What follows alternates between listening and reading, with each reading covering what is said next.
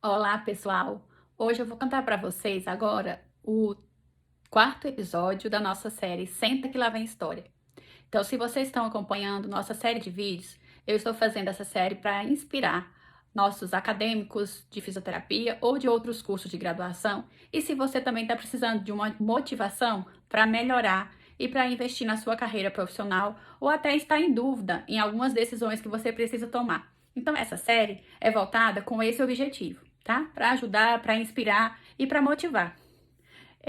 Eu não tenho a pretensão de dar conselhos ou orientações, mas que vocês possam, por meio da minha história, poder se inspirar na história de alguém que já passou por alguns desafios na vida acadêmica e na vida profissional.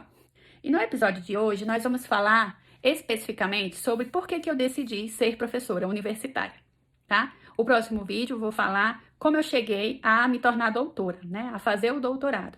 Mas antes de fazer o doutorado, eu me tornei professora universitária. Então eu vou contar um pouquinho para vocês desse momento, dessa fase, né? Porque eu tô seguindo aí uma sequência lógica, porque através desses vídeos também tá passando um filme na minha cabeça, né? Para contar essas coisas para vocês, eu estou tendo que relembrar de fatos e momentos que fizeram parte da minha história e inclusive de pessoas importantes que fizeram parte dessa história para contar para vocês. Então vamos lá. Como eu contei nos vídeos anteriores, ainda na graduação, eu comecei a perceber algumas características em mim, né, que me faziam chamar a atenção dos meus professores, né? Os professores elogiavam quando eu apresentava trabalho nos seminários. Os meus professores, eles diziam que eu sabia falar, que eu tinha o dom de ensinar. E isso foi despertando em mim, né? Essa vontade de ensinar, essa vontade de ser professora. Mas a minha inspiração inicial para a docência foi em casa, na minha mãe. Então, todas as vezes que eu tenho a oportunidade de falar sobre o que me inspirou e quem me inspirou, né, a estudar e a ser professora, eu sempre começo a história falando da minha mãe. Por quê? Porque ela era professora, a minha mãe já é falecida, mas quando eu era criança eu observava ela corrigindo prova de alunos, eu observava ela preparando aulas, preparando seus planos de ensino, seus planos de aula e corrigindo os trabalhos dos alunos. E eu percebia, né, toda a organização, o planejamento, toda aquela organização que todo professor tem que ter. Então, a partir dessas coisas, eu ia observando o trabalho dela, em alguns momentos eu parava para ajudá-la. Então, eu falava assim, mãe, você está precisando de ajuda? Ou então ela me chamava, Sibeli, vem aqui me ajudar. Olha aqui o gabarito da prova, corrige aqui o gabarito da prova dos meus alunos. E várias vezes eu corrigia as provas para ela, eu organizava as notas dos alunos, às vezes somava as notas dos alunos para ela.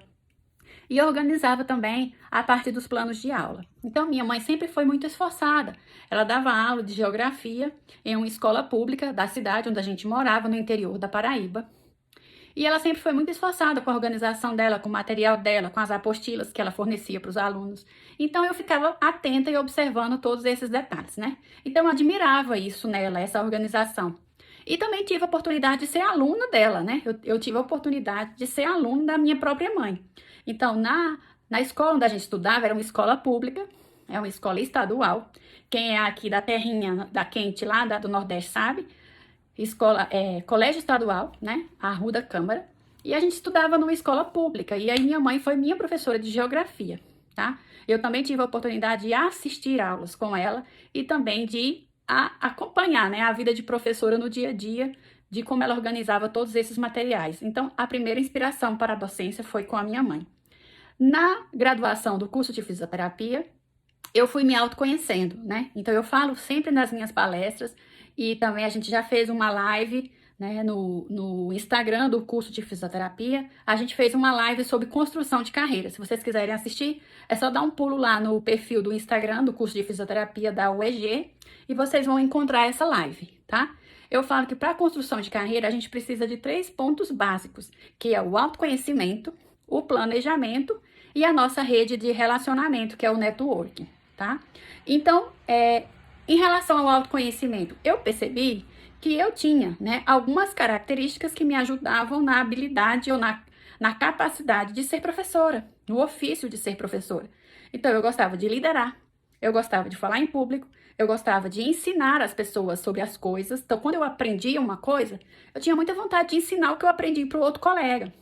E também eu gostava muito de organizar as coisas. né?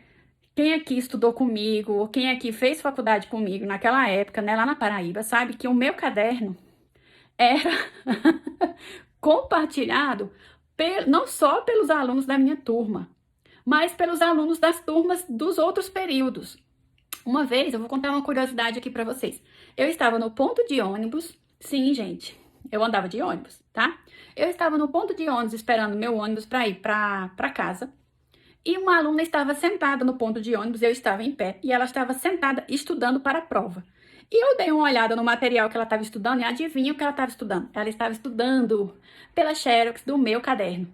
E eu olhei assim, eu falei, nossa, que letra bonita dessa que você tem. Ela falou, não, essa aqui não é minha letra, não.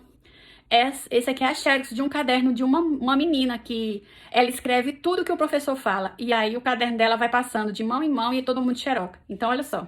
Essa menina eu não conhecia, ela era de outro período e ela já estava estudando pelas xerox dos meus cadernos. Então, eu sempre gostei de anotar tudo que o professor falava. Eu sempre gostei de organizar. Eu ia nos livros, olha só como é que eu fazia. Eu ia nos livros, na biblioteca, porque eu não tinha dinheiro para comprar os livros.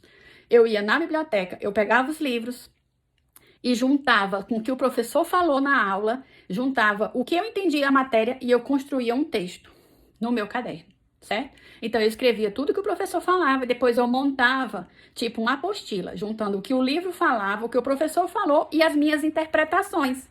Que é praticamente isso que o professor faz, né? Quando um professor vai preparar uma aula, vai dar uma aula, o que a gente faz? A gente pega referências, né? Livros, apostilas, artigos científicos. Então a gente pega todo um referencial teórico, junta com as nossas interpretações e o nosso raciocínio clínico, né? Como fisioterapeutas, e a gente prepara uma aula para dar na faculdade, não é isso que acontece? Então era isso que eu fazia instintivamente para estudar. Eu preparava materiais e organizava. E os meus colegas de turma viam meus cadernos e queriam tirar cópia. Eu não me importava com isso. Todos tiravam a cópia dos meus cadernos. Eu tenho um colega, se estiver assistindo aí, que diz que até hoje ainda tem a xerox do meu caderno. Nem eu tenho mais a xerox do meu caderno, tá, gente? Porque quando eu fui sair da Paraíba e fui morar em São Carlos, eu deixei muita coisa para trás, inclusive os meus cadernos da faculdade, tá? Eu tive que dar um fim neles, porque eu não tinha condições de levar tudo que eu tinha, porque eu morava numa kitnet em São Carlos, como eu relatei no vídeo anterior. Então, assim, essas características para a docência eu já tinha. Outra coisa, né, que eu sempre gostei de ser professora é porque o professor, ele nunca para de estudar. E isso me encantava, né, porque eu pensava, eu não quero ser aquele profissional que vai trabalhar e fica batendo carimbo o dia inteiro. Nada contra quem faz isso, tá? Quem trabalha com alguma atividade é uma atividade mecânica e que fica batendo carimbo ou assinando papel o dia inteiro, não faz parte do meu perfil. Eu queria trabalhar e ser uma profissional que tivesse uma atividade dinâmica, tá? Que todos os dias fosse uma novidade. E o que eu percebo? A nossa atividade como docente, ela é uma atividade muito dinâmica, porque todos os dias surge um problema, surge uma coisa para resolver. Principalmente com os professores que estão vinculados à pesquisa, à extensão, né? A gente que orienta aluno de mestrado, a gente que orienta aluno de doutorado. Então, são muitos desafios que nós temos na nossa rotina diária como docente. Então, muitos alunos falam, e a gente até brinca entre nós, né? Tipo, professora, a senhora trabalha ou só dá aula? Se a atividade de professor fosse só dar aula, né? Tava até, vamos dizer assim, mais tranquilo.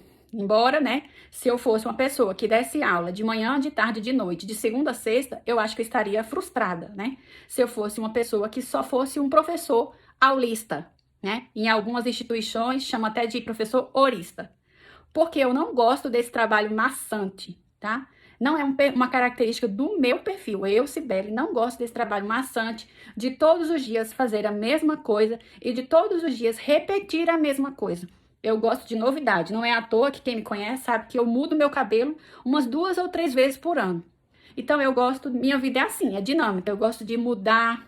Eu gosto de mudar o visual, gosto de mudar a minha roupa, eu gosto de mudar o jeito que eu dou aula. Então, eu mudo o jeito que eu dou aula, eu mudo, graças a Deus que eu mudo, porque a gente sabe que a ciência também, ela muda com o tempo, né? O nosso conhecimento científico muda com o tempo. Então, a minha paixão de ser professora é isso, é acompanhar a vida dinâmica de ser professor e ser pesquisador. E por último, né, o que mais me motiva a ser professora universitária é ajudar alunos na sua construção do seu perfil profissional. Eu tenho uma satisfação tremenda de encontrar alunos que passaram por mim, que tiveram aulas comigo e agradecem, professora, eu tô com saudade da faculdade, eu lembro de suas aulas. Até hoje a gente encontra alunos na rua, no trabalho, no Instagram aqui, ou no Facebook, ou até em qualquer outro lugar, num congresso, e alunos que já passaram por mim. Vários dos meus alunos já foram os meus fisioterapeutas, me atenderam ou atenderam alguém da minha família, tá?